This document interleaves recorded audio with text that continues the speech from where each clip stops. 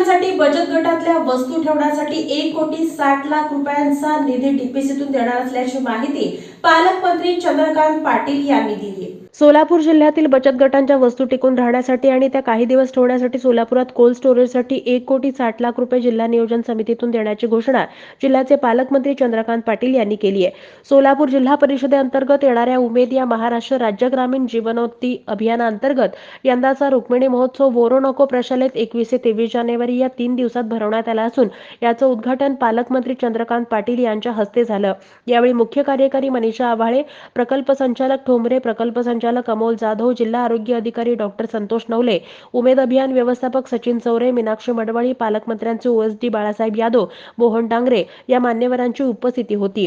यावेळी पालकमंत्री नामदार चंद्रकांत पाटील म्हणाले, आजच्या महिलांमध्ये पदवीधर पदव्युत्तर शिक्षण घेण्याचं प्रमाण वाढतंय, पण स्वतःची ओळख फक्त हाऊसवाईफ न ठेवता घरातली जबाबदारी पार पाडून घर आणि संसाराला हातभार लावण्यासाठी बचत गटाच्या माध्यमातून प्रशिक्षण घेऊन बाजारात कोणत्या उद्योग आणि सेवांची गरज आहे हे लक्षात घेऊन विविध उद्योग सुरू करणं गरजेचं आहे।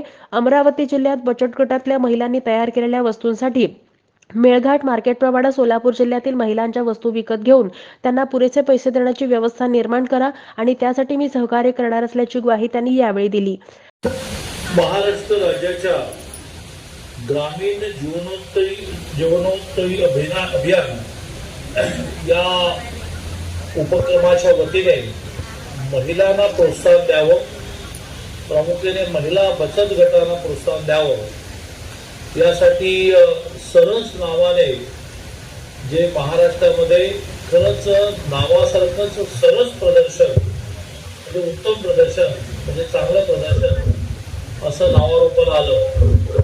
ते राज्यस्तरीय महिला बचत गटाच्या वस्तूंचं प्रदर्शन करताना त्याआधी आपण विभाग स्तरावर अशा प्रकारची महिला बचत गटाच्या उत्पादनाची प्रदर्शन करतो, त्याच्या यादी जिल्हास्तरीय करतो। आज या ठिकाणी विभाग स्तरावरचंही आहे, त्यामुळे अन्य जिल्ह्यातले काही महिला बचत गट आले आणि जिल्हास्तरीय आहेत, त्यामुळे स्वाभाविकपणे जिल्ह्यातले अनेक महिला बचत गट आले।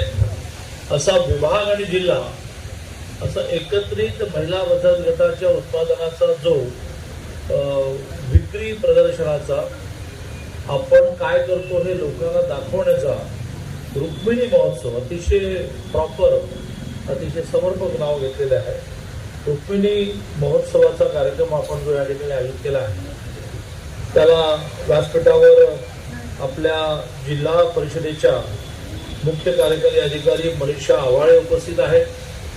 ज्या एखाद्या माणसाची तोंडावर स्तुती करणं हा स्वभाव नाही, पण त्यामुळे असं वाटतं की बा हे एक उपचार आहे, पण अनेक ठिकाणी मी त्यांच्या पाठीमागे पण त्यांची स्तुती करत असतो। आज सकाळी मुख्यमंत्र्यांशी बोलताना, कारण तिथे जिल्हा परिषदेने 40 अंगणवाड्या करायच्या, त्यात त्यांनी जास्तीचा निधी आमच्या नियोजनाकडून मागितला आणि त्याच्यातून त्यांनी अशी उत्तम अंगणवाडी उभी केली आहे की जिची गेल्या आठवड्यामध्ये ज्यावेळेला अजितदादांबरोबर बैठकमध्ये त्यांनी स्तुती केली आणि विशेषतः माननीय पंतप्रधान महोदयांना येण्यापूर्वी वाट बघत आम्ही जेव्हा बसलो होतो गप्पा मारत, त्यावेळेला मी त्यांचा उल्लेख केला की हा खूप धडाडीने काम करतात। अशा आपल्या जिल्ह्याच्या प्रामुख्याने सगळ्यांनाच आश्वस्त वाटेल, परंतु महिलांना जास्त आश्वस्त वाटेल अशा मुख्य कार्यकारी अधिकारी मनीषा आव्हाळे।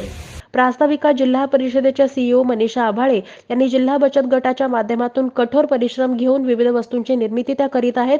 त्यांच्या वस्तूंचं ब्रँडिंग करण्यासाठी ॲप निर्मिती ऑनलाईन करणं यासाठी लवकरच प्रयत्न केले जाणार असल्याचं सांगितलं।